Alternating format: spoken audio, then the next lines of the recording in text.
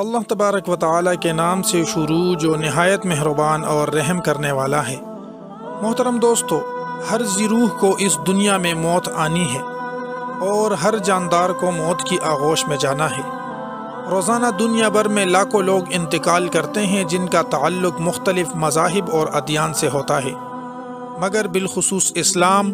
اور بالعموم دنیا کے تمام بڑے مذاہب میں مردوں کو قبروں میں دفن کیا جاتا ہے۔ اسلام کے عقیدے اور نظریے کے مطابق قبر میں مردے سے فرشتے سوال کرتے ہیں۔ آج ہماری ویڈیو کا موضوع ہے کہ وہ کون سے لوگ ہیں جن سے قبر میں سوال ہی نہیں ہوگا،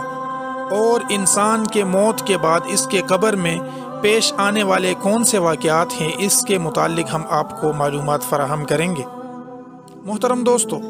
جب مردے کو قبر میں رکھ دیا جاتا ہے تو احادیث اور روایات کے مطابق وہ قبر کے باہر چلنے والوں کی قدموں کی آہٹ اللہ رب العزت کے حکم سے سنتا ہے، اور جب مردے کو دفن کر دیا جاتا ہے تو اس کے پاس اللہ رب العزت کی طرف سے دو فرشتے آتے ہیں جن کو منکر اور نکیر کہا جاتا ہے۔ اس کو بٹھا کر فرشتے تین سوالات کرتے ہیں کہ تیرا رب کون ہے، تیرا دین کون سا ہے، اور تو محمد صلی اللہ علیہ وآلہ وسلم کے بارے میں کیا کہا کرتا تھا۔ تو جو بندہ ان کے درست جوابات دیتا ہے تو ان کو جنت کی طرف سے ایک کھڑکی کھول دی جاتی ہے، اور اگر کوئی بندہ اس کے غلط جوابات دیتا ہے، جو فاسق اور فاجر اور کافر ہوتا ہے، وہ اس کے غلط جوابات دیتا ہے اور پھر جہنم کی طرف سے ایک کھڑکی کھول دی جاتی ہے۔ لیکن ہم آج آپ کو بتائیں گے کہ ایسے خوش نصیب لوگ کون ہیں کہ جن سے سوال ہی نہیں ہوتا، نہ ان کو قبر میں عذاب ہوتا ہے اور نہ ان سے سوال اور جواب ہوتا ہے۔ وہ 8 لوگ ہیں۔ اس میں ہے نمبر 1 شہید، وہ شخص جو اللہ رب العزت کی راہ میں جام شہادت نوش کرتا ہے، اسلامی ملک کی سرحدوں کی حفاظت کرنے والا اور اپنے وطن کے دفاع میں اپنی جان قربان کر دینے والا شہادت کے مرتبے پر فائز ہوتا ہے۔ نمبر 2 طاعون سے فوت ہونے والا، جبکہ طاعون کے زمانے میں اس کے علاوہ کسی دوسرے مرض سے فوت ہونے والا ہو جب وہ اس پر صابر اور ثواب کی امید رکھنے والا ہو، یعنی طاعون سے فوت ہونے والا اور طاعون کے زمانے میں اس طاعون کی بیماری پر فوت ہونے پر صبر اور ثواب کی امید رکھنے والا اگر کسی دوسرے مرض سے بھی وفات پا جائے تو اس سے قبر میں سوال نہیں ہوگا۔ نمبر 3 صدیق، یعنی ہمیشہ سچ بولنے والا، ہمیشہ سچ بولنے والے شخص سے بھی قبر میں سوالات نہیں ہوں گے۔ نمبر 4 وہ بچے جو کم عمری میں انتقال کر جائے، ان سے بھی قبر میں سوال و جواب نہیں ہوگا۔ نمبر 5 جمعہ کے دن یا رات میں مرنے والا شخص، اس سے بھی قبر میں سوالات نہیں ہوں گے۔ نمبر 6 روایات کے مطابق ہر رات سورہ ملک پڑھنے والا شخص، اور بعض علماء کے نزدیک سورہ ملک کے ساتھ سورہ سجدہ کو بھی شامل کیا ہے کہ جو شخص ہر رات سورہ ملک اور سورہ سجدہ کو پڑھے گا تو قبر میں اس سے سوال نہیں کیا جائے گا۔ اور نمبر 7 جو شخص کسی بیماری میں سورہ اخلاص یعنی قل هو اللہ احد سورت کی ورد رکھے گا، اس کو بار بار پڑھے گا، اور اسی مرض میں یہ بندہ فوت ہو جائے تو اس سے بھی قبر میں سوال نہیں ہوگا۔ نمبر 8 انبیاء کرام سے، کیونکہ وہ گناہوں سے پاک ہوتے ہیں، وہ معصوم عن الخطا ہوتے ہیں، اسی لیے انبیاء کرام سے بھی قبروں میں سوال نہیں ہوگا۔ محترم ناظرین، وہ حضرات جن سے سوال نہیں ہوگا اور وہ لوگ جن سے سوال ہوتا ہے لیکن وہ بالکل درست جوابات دیتے ہیں،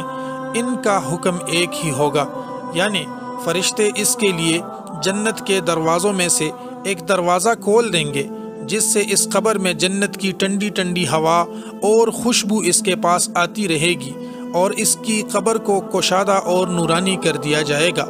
اور احادیث کے مطابق، ایک حدیث کے مطابق 70 گز لمبا اور 70 گز چوڑا اس کے قبر کو بنا دیا جائے گا، اور ایک دوسری روایت کے مطابق مد بصری ہی، یعنی جہاں تک انسان کی نظر پہنچتی ہو اتنی اس کی قبر کو اور اس کی لمبائی اور چوڑائی کو وسیع کر دیا جائے گا۔ اور اگر بندہ منافق یا کافر ہوتا ہے تو وہ سوالوں کے جواب میں کہتا ہے میں نہیں جانتا، افسوس میں نہیں جانتا، تو فرشتے اس کو لوہے کے گرز یعنی ہتھوڑے سے ایسے مارتے ہیں کہ جن و انس کے علاوہ تمام مخلوق اس کی چیخیں سنتی ہے۔ اور قبر اس پر اس قدر تنگ ہو جاتی ہے کہ اس کی پسلیاں ادھر کی ادھر اور ادھر کی ادھر نکل جاتی ہیں۔ پھر دوزخ کی کھڑکی اس پر کھول دی جاتی ہے اور وہ شخص عذاب میں مبتلا رہتا ہے۔ اگر یہ شخص مومن ہو تو عذاب پورا ہونے پر اس کی رہائی بھی ہو جاتی ہے، اور کبھی اللہ تبارک و تعالیٰ کے فضل و کرم سے اور کبھی دنیا کے لوگوں کی دعا اور صدقہ اور خیرات وغیرہ کی ایصال ثواب سے بھی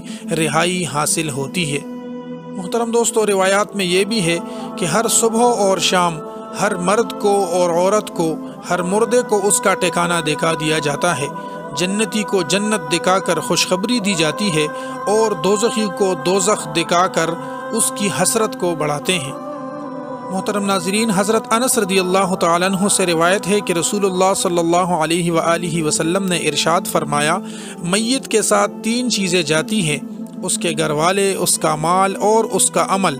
2 تو لوٹ آتی ہے اور ایک اس کے ساتھ رہ جاتی ہے۔ اس کے گھر والے اور اس کی دولت لوٹ آتے ہیں اور اس کا عمل اس کے ساتھ رہ جاتا ہے۔ یعنی جب انسان مر جاتا ہے تو اسے رخصت کرنے والے اس کے ساتھ ساتھ جاتے ہیں، چنانچہ اس کے گھر والے اس کی قبر تک اس کے ساتھ جاتے ہیں، اور اس کا مال بھی جاتا ہے، یعنی غلام اور خادم وغیرہ بھی اس کے ساتھ جاتے ہیں، اور اس کا عمل بھی اس کے ساتھ ہی ہوتا ہے۔